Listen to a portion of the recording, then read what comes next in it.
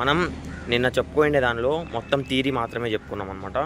ఈరోజు వచ్చేసరికి కొద్దిగా ప్రాక్టికల్గా కూడా చూద్దాం అనమాట.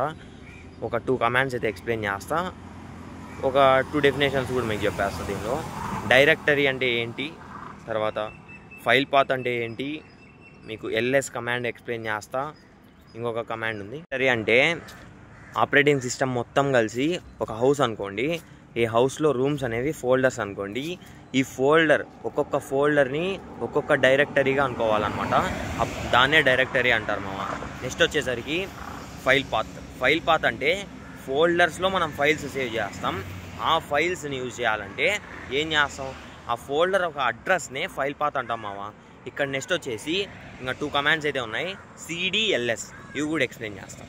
ఎల్ఎస్ అనే కమాండ్ చూసుకుంటే మీరు ఎక్కడున్నారో మొత్తం అన్ని ఫైల్స్ అనేవి చూపించమ్మా అన్నట్టు మీ ఆపరేటింగ్ సిస్టమ్ మొత్తం ఎన్ని ఫైల్స్ అయితే ఉన్నాయో అన్ని ఫైల్స్ని ఎల్ఎస్ కమాండ్ అయితే చూపించిద్ది అనమాట.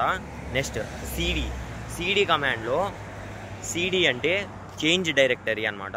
ఈ డైరెక్టరీలో బ్యాక్ పోవడానికి కానీ ఆ ఫోల్డర్ ఇన్సైడ్ పోవడానికి కానీ యూజ్ చేస్తారు, లేదంటే బ్యాక్ టు డెస్క్టాప్ కానీ యూజ్ చేస్తారు. ఇవన్నీ మీకు ప్రాక్టికల్గా కూడా చూపిస్తా, చూసేయండి. ఎల్ఎస్ అనే కమాండ్ ఇస్తేనే నీకు నీ డెస్క్టాప్లో ఏమేమి ఉన్నాయి, డెస్క్టాప్ ఉంది, documents, download, music, pictures, public, templates, videos ఇవన్నీ ఉన్నాయని చెప్పేసి లిస్ట్ ఆఫ్ అంటే మొత్తం నీ డెస్క్టాప్లో ఏమేమి ఉన్నాయో అన్ని లిస్ట్ ఇచ్చిద్ది అనమాట. ఎల్ఎస్ అనే కమాండ్ ఇలా యూజ్ అవుతుంది.